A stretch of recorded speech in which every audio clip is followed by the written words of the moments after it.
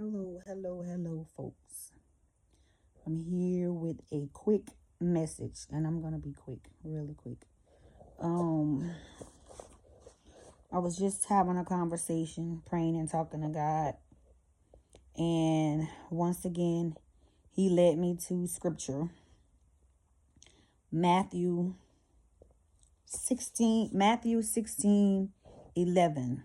No, I'm sorry, Matthew 6. Yeah, Matthew 16:11. Um, so it reads, "How is it you don't understand that I was not talking to you about bread? But be on your guard against the yeast of the Pharisees and Sadducees." Now that's Matthew 16:11. So after me researching and reading, Jesus bread, he wasn't talking about bread that you eat. He also speaks about the word leaven, and the word leaven, Leaven, is a metaphor for false doctrine. So why was I led to that scripture and to research what that scripture actually means? So this scripture verse pretty much highlights the importance of spiritual discernment. Something we should all be praying for. Spiritual discernment. And caution is so that scripture is about spiritual discernment and caution of false teachings. I wrote down here from doing my research what I'm about to read to you now. But that's what the word leaven is used, not in that particular verse, but when I went back to do some research, the word leaven is a metaphor for false doctrine.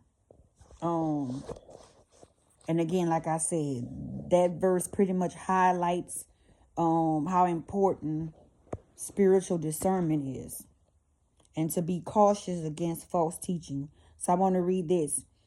Jesus is urging in this verse. Jesus is urging his followers to be critical thinkers and not blindly accept any doctrine, even if it comes from respectful leaders. Who are you listening to? Who are you allowing in your ear gates? Who is speaking? Who is feeding your ego and your pride, but not feeding your spirit? Who is telling you all the things that you want to hear and none of the stuff that you need to hear? Who are you running from if God is sending someone to speak into your spirit, speak into your soul? Who are you willing to receive sound doctrine from? Do you just want to receive worldly knowledge and wisdom, or you want to receive spiritual discernment, knowledge, and wisdom? So that's where I was led to Matthew 16:11. And of course, I'm reading it, and I'm reading the word bread. So I know in that scripture they talk about how Jesus fed the multitude with, I think, 5 loaves and 2 fish. So when it mentions bread, that's what the first thing came to my mind, the bread that you eat. That's what I was thinking.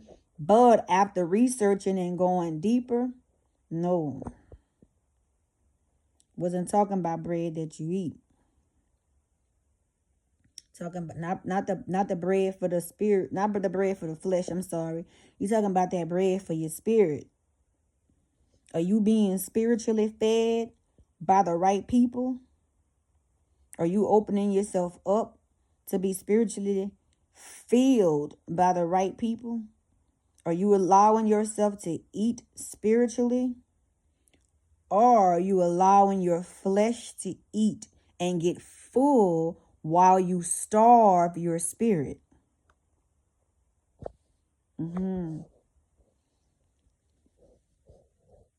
We can't just be listening to any and everybody. I've learned that over the years, that a lot of teachings are spiritually unhealthy. Not all, but a lot of the teachings are spiritually unhealthy. What is your discernment level when it comes to spiritual discernment? Can you discern false doctrine from biblical sound doctrine?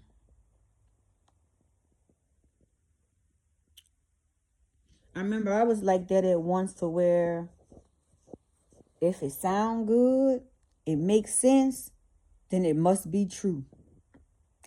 But that's when you spiritually ignorant. That spiritual ignorance is what that is. Because once you learn and know that Satan knows the Bible too. The enemy knows the Bible. Every last scripture, every last book. So if you're getting fed, make sure you know who you are being fed by. And how you know what they're feeding you is sound doctrine and biblical truth.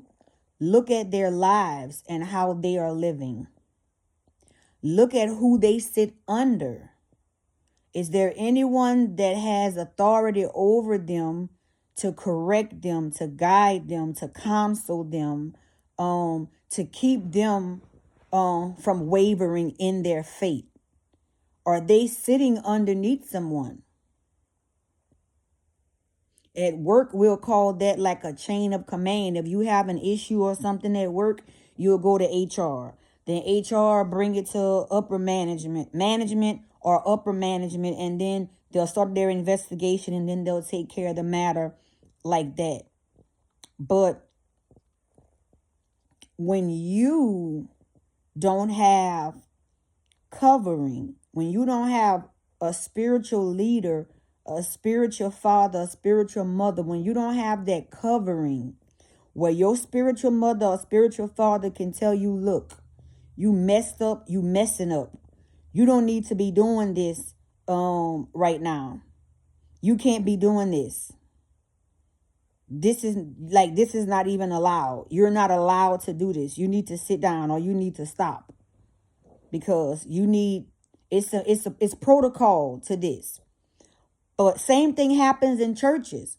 A lot of churches, they're ran by a pastor or a priest. And when they do wrong or something happens, they don't have nobody to answer to. So they continue to run the church the same way they've been running the church for X amount of years.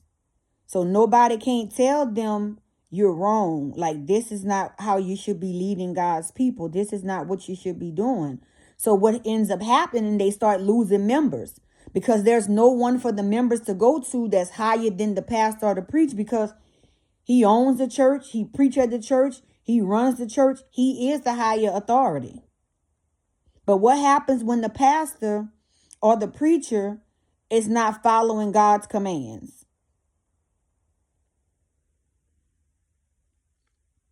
So that's something to think about. So yeah, I was literally just praying and was led to that scripture. And I actually thought, when he mentioned bread, I was thinking bread that you eat. But that's why I had to go deeper to get an understanding of what that scripture means. But yeah, know the importance of spiritual discernment. If you belong to a church, you have a pastor or someone that's over you, and you want to know more about spiritual discernment and how you can gain spiritual discernment, talk to them. Talk to them. I have a few leaders that I talk to, and that if it's some tough stuff that I don't know or understand, they are available to answer any questions that I have, anything that I run into in the Bible that I don't quite understand, or I've done my own research and I came to a conclusion, but I want to make sure what I'm thinking the scripture is, or what it means, that's exactly what it means. So yes, just be careful. And God, these are his words, not mine. I'm gonna say it again. Jesus is urging his followers to be critical thinkers and not blindly accept any doctrine, even if it comes from respected leaders. Who's leading your leaders? Because if there's no one holding your leaders accountable, then your leaders are flesh. Your leaders are human. They make mistakes. They need correction. Just because you're a pastor or a preacher or some, that does not mean that you will never need correction. We will always need correction for the rest of our lives. I don't care how good you can read the Bible, how good you can break down scripture and all that stuff. You are still human. You will still need correction. We correct our children when they are younger. And even when they become adults, guess what? They still mess up and they still need correction. They still need someone to sit them down and talk to them and say, son, daughter, this is not it. This is not how we go about doing things. This does not glorify God. This glorifies the world. This glorifies your flesh. This glorifies everything else except except God. And if you're not doing what you're doing to glorify God, then who are you glorifying? It's either God or the enemy, one or the other. So if you're not pleasing God, you are pleasing the enemy and displeasing God. You can't please God and please the enemy at the same time. What, you playing devil's advocate? You cannot do both. You can't. You cannot do the works of the enemy, but then try to please God at the same time. Nah, that ain't gonna work. Sorry. That will not work. It has never worked, and it will never work. So that's all I wanted to share. What I was led to, because I wasn't even reading Matthew. I actually was writing in my journal. That's what I was doing. And then I was just led to that scripture. So I just wanted to drop y'all the nuggets, like they say, that I just picked up on in this scripture. So yeah, so I had to stop listening to a lot of stuff. A lot of people, podcasts and all that stuff that I was listening to. A lot of the podcasts, they'll throw scripture in it here and there, but then most of the podcasts will be about cultural and worldly things. And I need more Jesus. I don't need to know more about how the culture runs, how the world is running, what the world is doing or what they are not doing, or how other people think or how other people feel about something. Everybody else, know what everybody else should do in their situation. No, what God says to do. That's what I need. I need meat. I am done with sandwiches. I am done with cereal. I am done with just milk.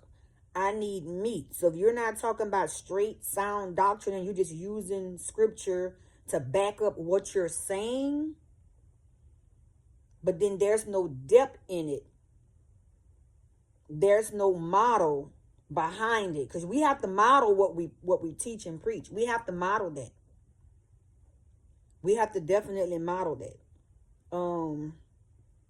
So if you're not modeling that, then why am I listening to you? Why would I? Why should I? I need a model. Everybody don't learn from just listening. Some people learn better by watching. And some people need to listen and watch. But if you living upright and you're righteous, you're gonna, Everything you're going to do, somebody can model it. And everything you're going to say, somebody can repeat it. Because it's sound doctrine. It is truth. So if you're dealing or suffering with anything, the only thing can heal what you're dealing with is truth. That's it. Nothing else. Stroking your ego, layering your pride. None of that stuff is biblical. None of that stuff is sound doctrine. That's all culture. That's all worldly. That's all it is. So yes, I just wanted to share that with you all. What I just learned, because I didn't know. I just learned that. So y'all have a good night. Peace out.